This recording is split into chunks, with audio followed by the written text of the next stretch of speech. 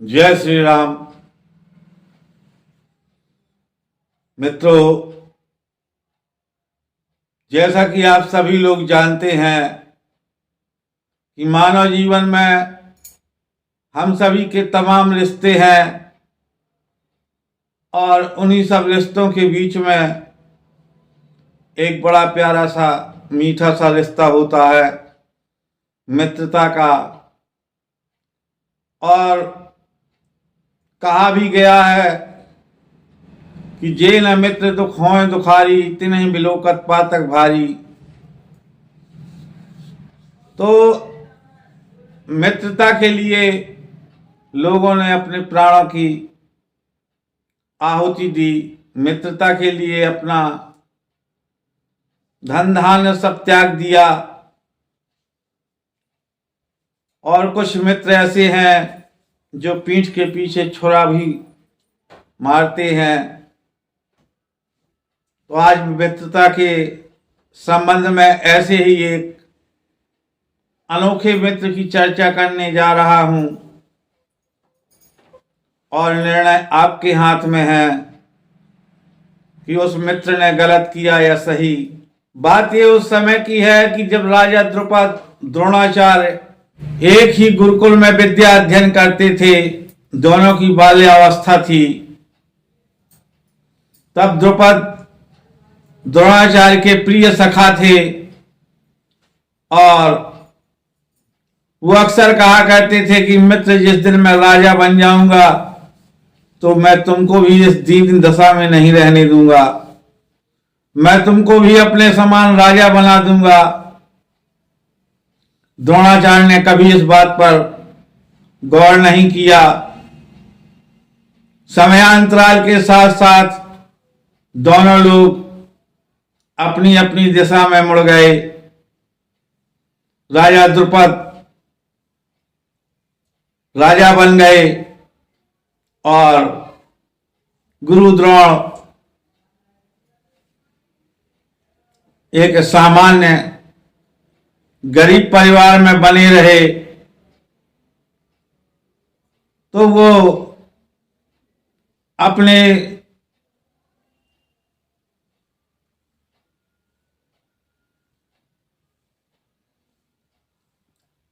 गुरु द्रोण अपने अध्यापन के कार्य से जो थोड़ा बहुत धन वैभव की व्यवस्था कर पाते, वह परिवार के उदर पोषण के लिए ही पर्याप्त नहीं था।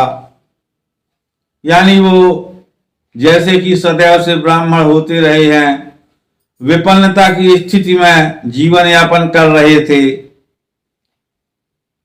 उसी समय उनके पुत्र होता है अश्वत्थामा।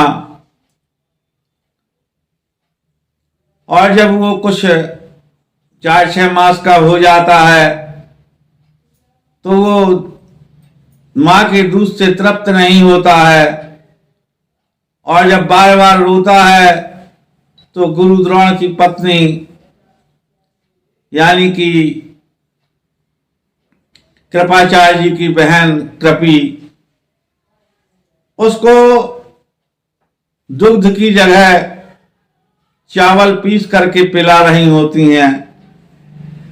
इतने में ही गुरु द्रोणाचार्य का आगमन होता है और वो कहते हैं, देवी ये क्या कर रही हो?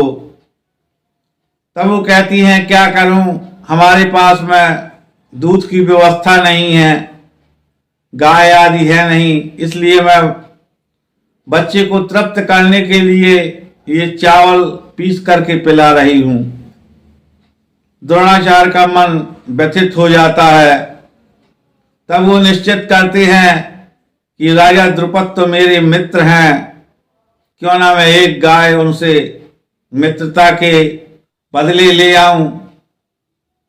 और वो पहुंच जाते हैं राजा द्रुपद के राज दरबार में और जाकर कहते हैं कि द्रुपद, मैं आज उस मित्रता की कसमें याद दिलाने आया हूं जो सौगंध तुम खाया करते थे कि जिस दिन मैं राजा बनूंगा तो तुम्हें इस तरह से गरीब नहीं रहने दूंगा, अपने समान तुमको भी राजा बना दूंगा।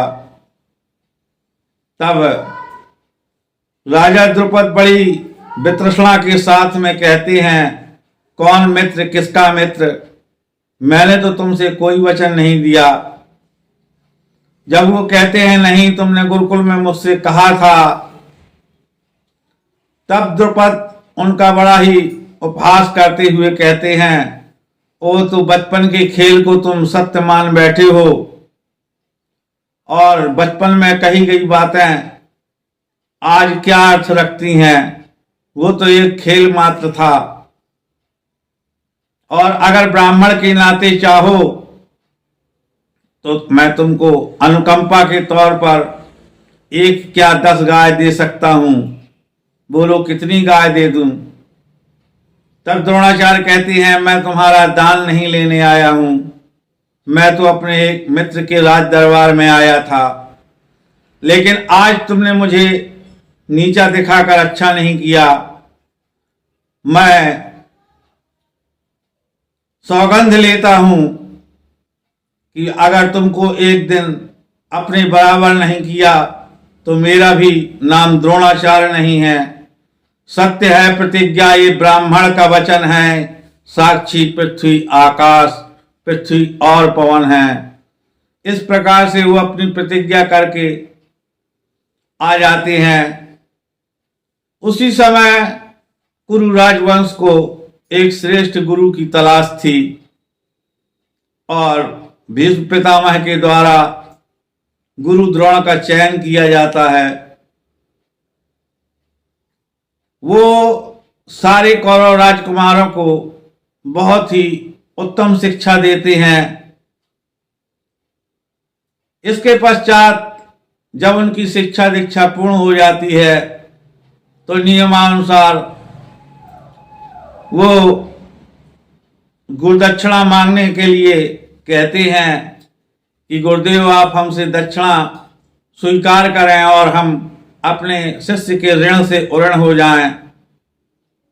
तब गुरु द्रोण द्रुपद को बंदी बनाने का आदेश देते हैं, जिसको सारे कौरवों में से कोई पूर्ण नहीं कर पाता।